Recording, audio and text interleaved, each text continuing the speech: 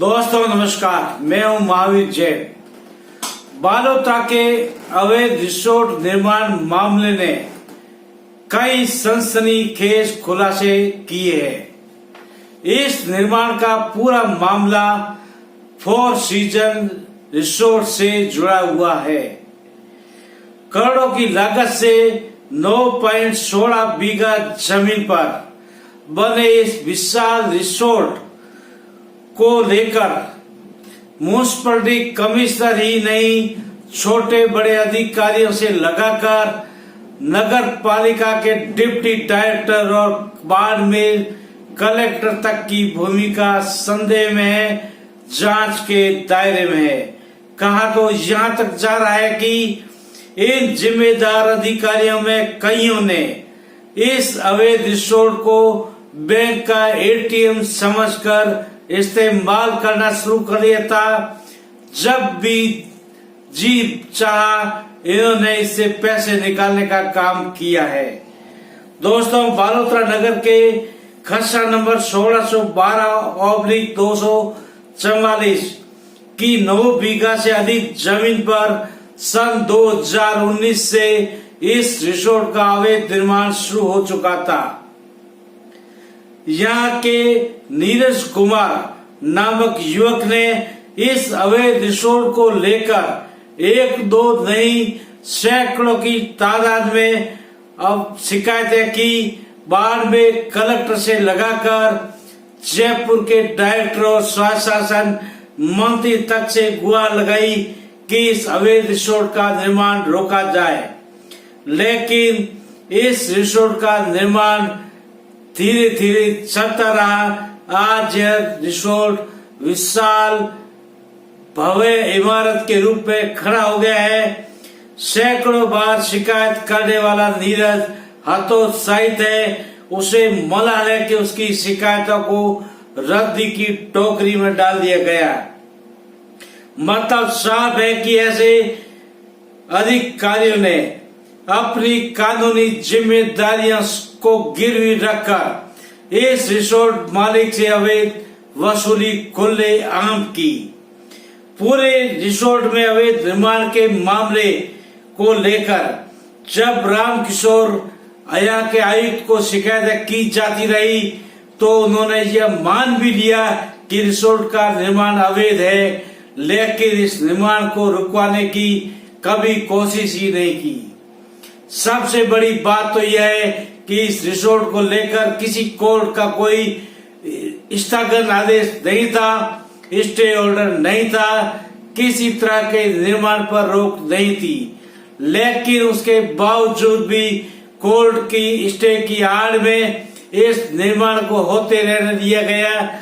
Deputy director तक ने यहाँ मौके पर पहुंचकर जांच की, लेकिन उनकी जांच भी शायद कहीं खो गई या फिर वो मिल बैठकर चल दिए।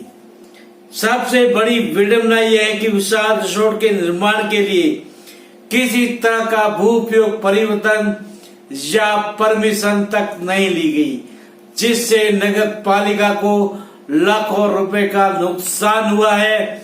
बिना परमिशन इस तरह के रिसोर्ट का निर्माण ही नहीं किया जा सकता, जबकि यह रिसोर्ट मालिक मात्र 100 रुपए की फीस देकर MSME से रजिस्टर्ड यूनिट का हवाला देते हुए अधिकारियों को गुमराह करता रहा कि उसकी इकाई पंजीकृत है, लेकिन पंजीकृत इकाई के बावजूद यह इतना बड़ा विशाल अवैध रिसोर्ट का निर्माण किसी भी सूरत में नहीं कर सकता था। नोटिसों में इस तरह की चेतावनियां भी दी गई कि रिसोर्ट का निर्माण अवैध है, इसे ध्वस्त कर दिया जाएगा। 20 नोटिस नगर परिषद ने निकाले, लेकिन हर नोटिस के बदले घूसखोरी की गई। किसी नोटिस पर कोई एक्शन नहीं लिया गया। नगर पालिका नियमों में यह स्पष्ट प्रावधान है कि इस तरह के अवैध निर्माण को सील कर दिया जाए, ध्वस्त कर दिया जाए। इसमें किसी भी तरह की एक्टिविटीज को विधि मान्य रूप से चलने नहीं दिया जाए। लेकिन बाढ़ में कलेक्टर से लगाकर म्युनिसिपलिटी कमिश्नर तक इस पूरे खेल को देख रहा है। तमाशे की तरह किसी ने हिम्मत नहीं की कि इस रिसोर्ट पर ताला जड़ दिया जाए, इस रिसोर्ट के अवैध निर्माण को ध्वस्त कर दिया जाए, नगर परिषद के लाखों की राजस्व की वसूली में पेनल्टी की जाए। अब देखना, सबसे बड़ी बात यह है कि बालोतरा शहर में करोड़ों की लागत से बने इस अवैध रिसोर्ट को लेकर बाढ़ में कलेक्टर अब भी कोई सख्ती दिखाते हैं या फिर चुप रह जाते हैं। मतलब साफ हो जाएगा कि उनकी संरक्षण में ही अवैध रिसोर्ट का निर्माण हुआ है। फिलहाल शिकायतकर्ता नीरज कुमार इस पूरे मामले को लेकर जबरदस्त हैरान है, परेशान है, हतोत्साहित भी है कि उसने हजारों लाखों रुपए खर्च करके इस रिसोर्ट के मामले को लेकर अपनी आवाज उठाई, लेकिन किसी ने कोई भाव तक नहीं दिए। दोस्तों, इस एपिसोड में इतना ही, फिर मिलेंगे नेक्स्ट। आपसे लेते हैं विदा। आपसे रिक्वेस्ट है कि मेरे YouTube चैनल द ब्लास्ट अवश्य ही लाइक, शेयर और सब्सक्राइब करें ताकि मेरा हर नया नोटिफिकेशन आप तक पहुंचता रहे। फिर से नमस्कार।